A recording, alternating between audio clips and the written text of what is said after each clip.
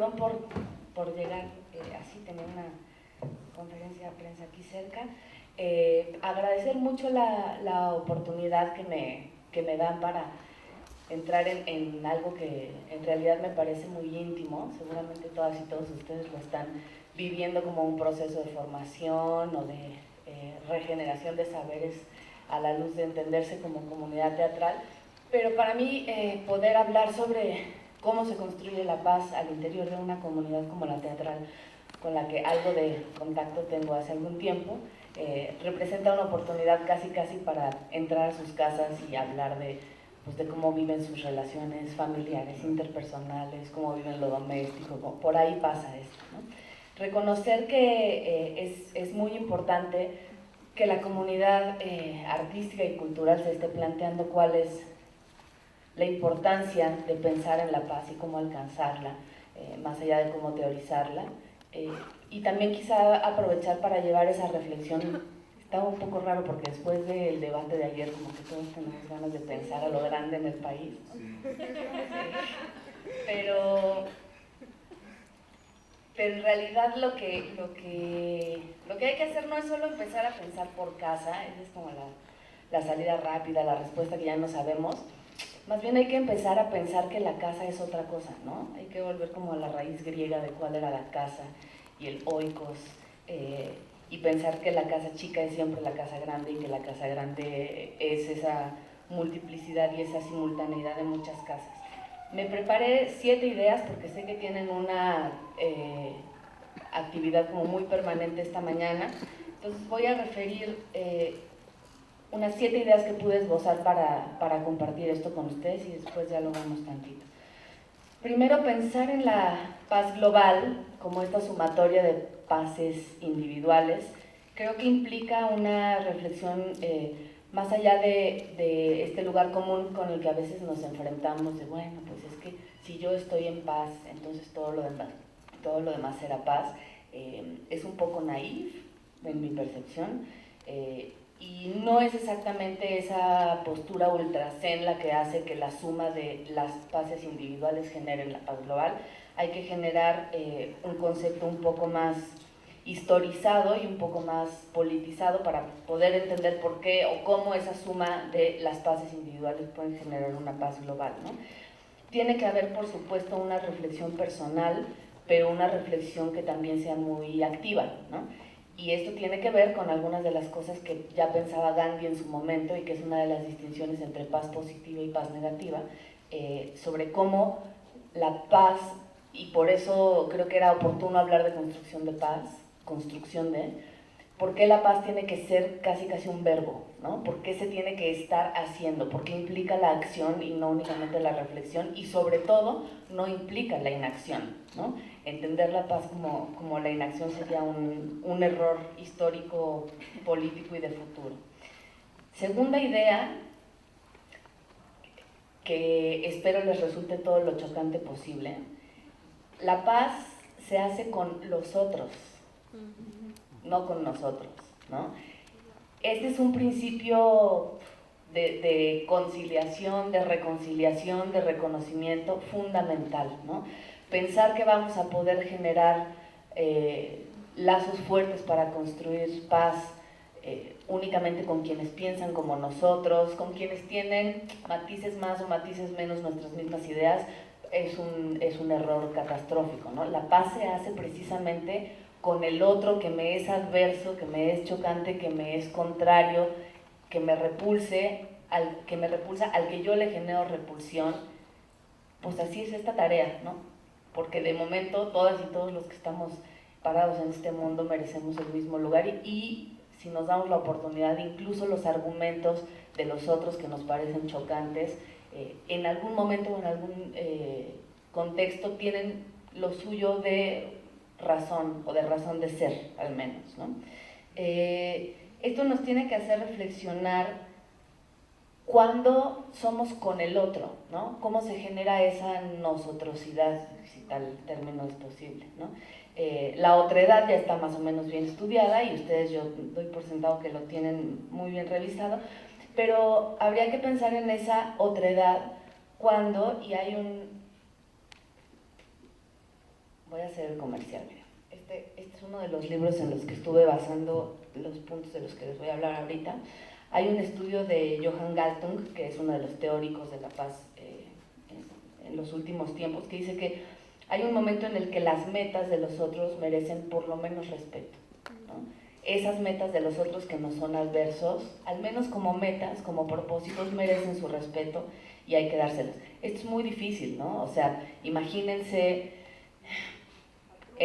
a Trump, imagínense en un escenario como la vuelta de los movimientos antiderechos, ¿no? Que por supuesto no deberían de tener cabida y constitucionalmente estar negados y etcétera, pero la génesis o el germen de la paz tiene que empezar por pensar o al menos aceptar que sus metas y sus propósitos, si no sus maneras y sus caminos, merecen respeto, solo eso, ¿no? Tercera idea, la violencia a veces ha sido entendida como algo natural, ¿no? No, pues el ser humano es violento por naturaleza, y entonces eso detona que desde cachorros nos peleemos y a gran escala eso quiere decir la Guerra Fría y etcétera. Ese es un error más o menos bien remontado en los últimos tiempos a partir del hallazgo de que lo que nos resulta natural como humanidad, precisamente por ser seres sociales y por vivir en sociedad, es el conflicto, no la violencia, ¿no? Lo que es natural debido a que convivimos en sociedad es que haya conflictos de metas, de intereses, divergencias, etc. Pero debemos empezar a desmontar, es mi propuesta, la idea de que naturalmente somos violentas y violentos, ¿no? Esto tiene que ver, y es importante ubicar el conflicto y la conflictividad como una alternancia, una alternativa de la violencia, porque ese es un primer paso para empezar a desmontar la violencia y a construir la paz, ¿no? Hay una suerte de dualidad entendida como creación, destrucción, yin-yang, etcétera, en la conflictividad, ¿no? Pertenecemos, de momento, salvo que nos instruyamos de otra manera, pertenecemos a una cultura de los opuestos que no siempre nos permite entender bien el diálogo entre esos opuestos, ¿no? Y entonces la oposición nos es lo más natural, pero la lógica creación-destrucción, yin-yang, a veces nos es distinto, ¿no? Y por aquí también el pensamiento de Gandhi es muy innovador para poder entender esos ciclos, ¿no? Y cómo la conflictividad puede tener en su reconocimiento al otro, el que me es adverso, un ciclo que puede resultar positivo o al menos no destructor, ¿no? Utilizar esa fuerza, es una de las cosas que Gandhi decía, es utilizar esa dinámica que mueve, ¿no? Hay que utilizar esa dinámica como una fuente de energía, digamos, ¿no? Y entendida así es también una de las vías por las que se puede empezar a dialogar mejor y a llevar mejor a los contrarios, ¿no? Otra idea, la cuarta, ahimsa, que es la palabra del sánscrito para describir la no violencia, que hay toda una discusión filológica ahí sobre cómo tendríamos que traducirlo, porque no tendría que estar escrito como no-violencia, sino que tendría que ser una sola palabra, ahimsa, si se traduce, que tiene que ver con esta idea de no violencia, de donde también abrevan las nociones de paz positiva y paz negativa. Se los digo muy rápidamente, ya después si quieren les puedo dejar datos de bibliografía y si ustedes quieren googleando se puede llegar más allá. La paz negativa, empecemos por ahí, la paz negativa ha sido entendida como la ausencia de guerra, ¿no? Como muchas gracias. Como la descripción más rápida, más simple, como la forma más básica, quizá, de entender la paz. Y la verdad es que por básica se ha equivocado.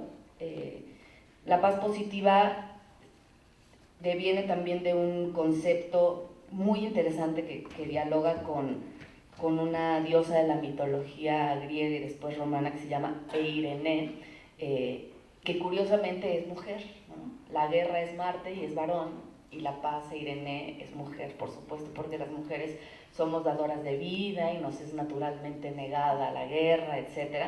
Hay críticas bien interesantes, una de Cristina Morós sobre por qué las tareas de los cuidados tendrían que estar siempre adjudicadas a las mujeres y por qué se relaciona esto con nosotras. E Irene era la diosa de, en parte, la agricultura y lo que crece y lo que se cosecha en tiempos que no son de guerra, ¿no? Esta idea fue uno de los elementos que fundaron nuestra concepción, todavía muy arraigada en la actualidad en nuestras mentes, sobre la paz negativa, es decir, paz como ausencia de guerra, paz como esas flores y esas espigas de trigo que crecen cuando la guerra no está y las sociedades son prósperas, ¿no? Esa es una manera muy básica y muy naif, como les decía, un poco equivocada, y en el devenir de la humanidad y todo lo que hemos aprendido de nuestra capacidad de destrucción, pero también de nuestra capacidad de construcción e incluso nuestra capacidad para mantener y conservar la esperanza, pese a que todo naturalmente nos diría que no tenemos por qué tener esperanza, nos ha ayudado a entender una visión distinta, que es lo que se conoce como la paz positiva, que es un concepto que está mucho más relacionado con lo que les decía ahora de entenderlo como un verbo, ¿no? La paz positiva se crea, se construye, está en movimiento, por eso hablar de construcción, ¿no? Hay elementos que hay que poner en convergencia, hay que meter las manos, hay que meter el cuerpo, hay que ponerse en acción. La paz no sucede por inactividad, ¿no? La paz no es inacción, y para eso el concepto de ahimsa es muy interesante porque describe en lo que toca de su concepto del sánscrito, una paz que está en movimiento, ¿no? Entonces, sería un error pensar que para estar en paz debo estar meditando y sin moverme, y que eso naturalmente sumado va a traer la paz en el mundo, ¿no? Necesitamos movernos mucho más, y en ese movernos hablo de la raíz política y también de la raíz histórica para poder entender la paz, y cómo ese movernos tiene que ver con movernos con el otro y por el otro también, a veces con esos otros que no son adversos, como ya decía, ¿no? Quinta idea,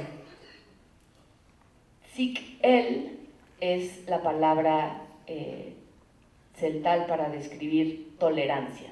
Cuando nosotros hablamos de tolerancia y vamos a los pueblos indígenas, que son otra fuente de sabiduría que no deberíamos de perdernos, ¿no? Por ejemplo, hoy que es Día Internacional sobre la Diversidad Cultural, pues imagínense todo lo que no sabemos sobre paz, simplemente por hablar español y no hablar todas las lenguas indígenas que habitan en nuestro país, ¿no? Pero bueno, una ventanita es esta idea de tolerancia. Obviamente, en celtal no quiere decir tolerancia literalmente, sino es algo así como la chispa del poder que cambia hacia adentro, hacia uno, ¿no? O hacia una. Hay un otro pensador maravilloso que ha buceado en los conceptos de paz y del concepto del Lequilcush Lejal, que es el vivir bien, el buen vivir, no el vivir mejor de los eslóganes del gobierno federal hace unos años, que se llama Paoli Bolio. Y Paoli lo que dice es, él es estudioso de las lenguas celtales, y lo que habla a partir de este concepto de la capacidad de cambiar hacia adentro y hacia uno, tiene que ver con descubrir intersticios que antes no conocíamos. Imagínense este proceso en paralelo hacia la búsqueda de uno o de una misma y la búsqueda de las sociedades. Él habla de una categoría que se llama la intersticialidad, que tiene que ver, es hasta poético, tiene que ver con ver las posibilidades no imaginadas y no presentes. Usa una imagen muy gráfica y muy física, casi de la nanotecnología, que es imaginarse una cubeta llena de piedras, ¿no? Pues la cubeta ya está llena de las piedras que le podían caber, es como es, pesa lo que pesa.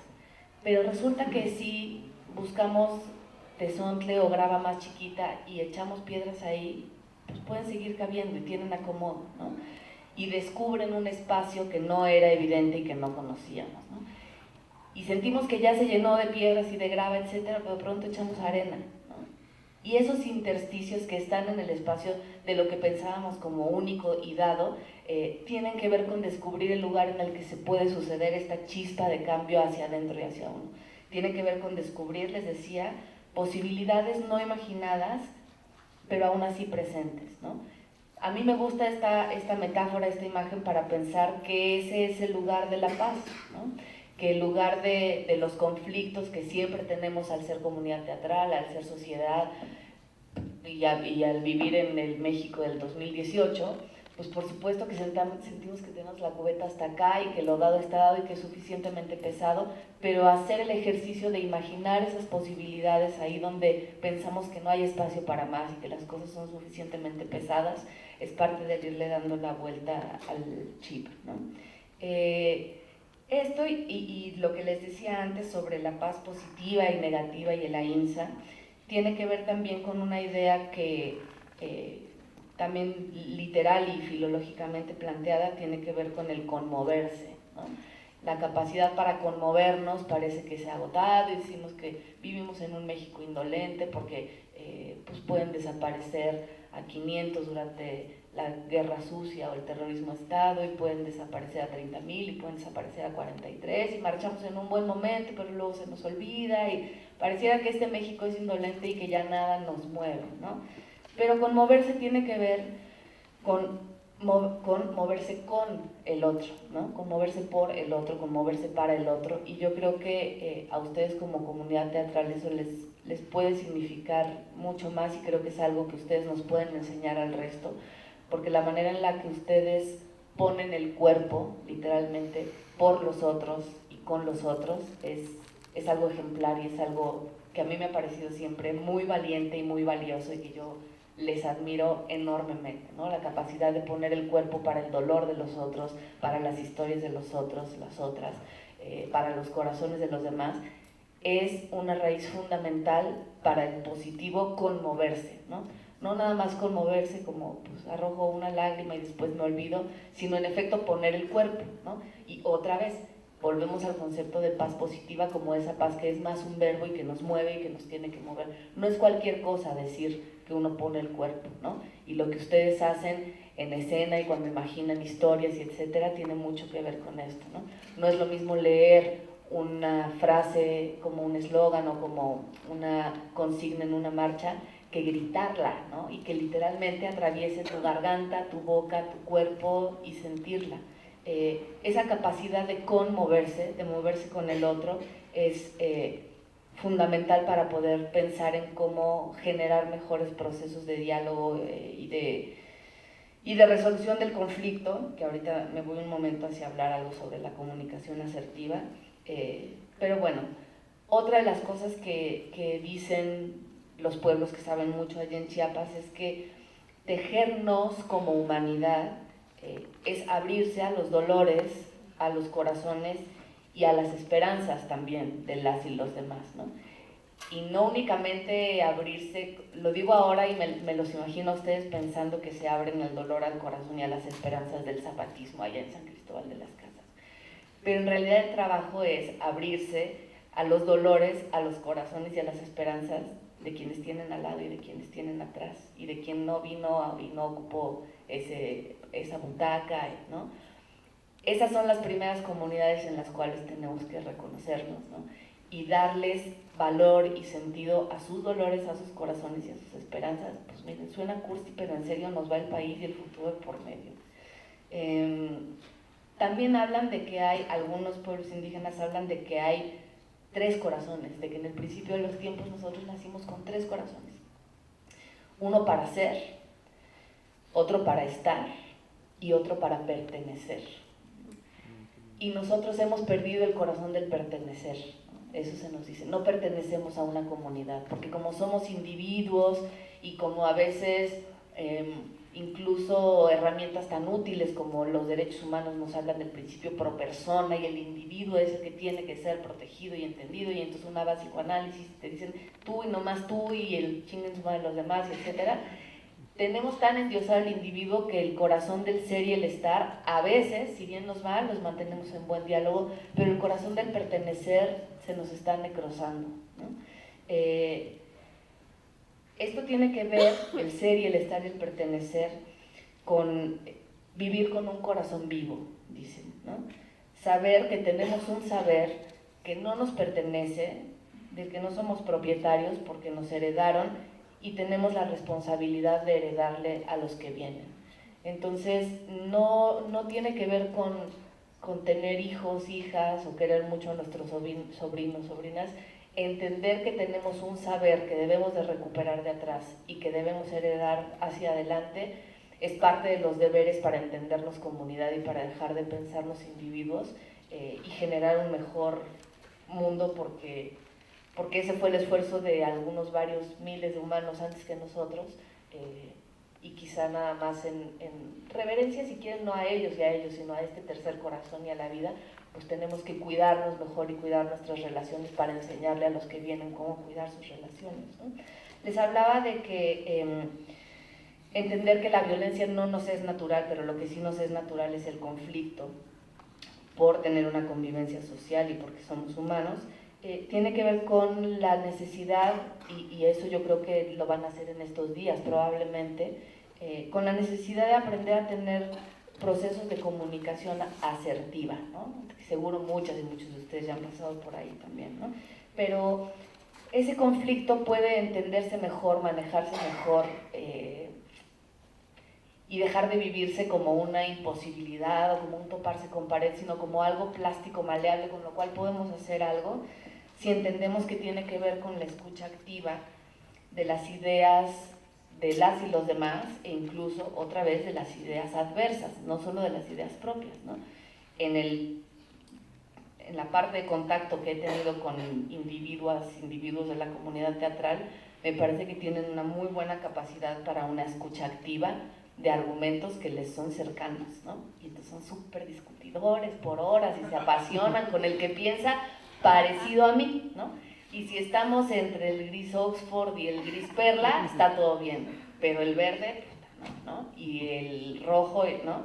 Esa capacidad de escucha activa tiene que ser una cosa casi de disciplina, ¿no? Como cuando nos ponemos a dieta o cuando nos ponemos a hacer abdominales. La escucha activa del que piensa como yo se llama café entre cuates, no se engañen. La escucha activa para la construcción de paz tiene que ver con darle su lugar y con darle al menos ese sentido de meta que merece respeto a lo que me parece insoportable, inaudito e impensable, ¿no?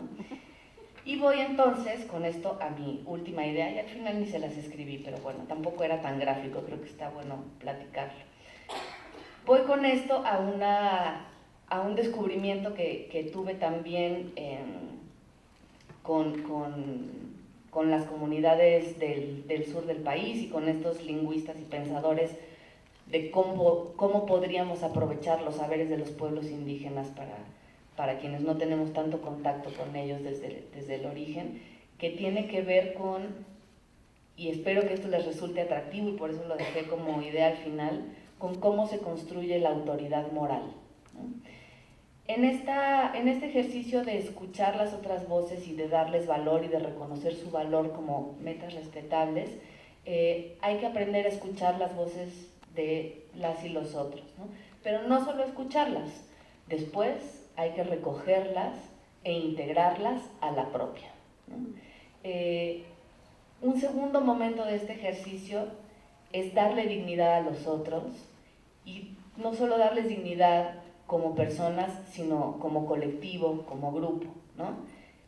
Entonces, entonces esa dignidad vuelve a mí. La autoridad moral se construye así. Una vez que yo reconozco todas las palabras, las voces, los pensares y los sentires de todos los demás, si los reconozco ahí donde están, con este chispazo de tolerancia del SIC-él, va bien. Pero en realidad, y yo creo que a ustedes eso les importa mucho, ¿no? Como tener autoridad moral, yo los he visto discutir y apasionarse y defender sus argumentos en busca de una suerte de autoridad moral. Lo mismo al momento de escribir guiones, lo mismo al momento de pararse en un escenario y querer emitir verdad, que es lo que yo creo que muchas actrices y actores hacen, tiene que ver con tener autoridad moral. Y les tengo ya la buena noticia de que nos ayudaron a hacer una ruta rápida, que va a costar más que un parto, pero esa autoridad moral solo se construye una vez le dimos dignidad al resto y una vez esa dignidad nos fue de vuelta, ¿no? Imagínense a quienes son sabios en comunidades alejadas, la gente los reconoce porque se reconoce en ellos, ¿no? Imagínense ustedes admirando a las personas que admiran, las admiramos porque nos reconocemos en ellos y porque han tenido la generosidad y la humildad, pero sobre todo la sabiduría de incorporar a su voz la nuestra y de recibir en su dignidad la nuestra, y esa gran dignidad se construye como autoridad moral, ¿no?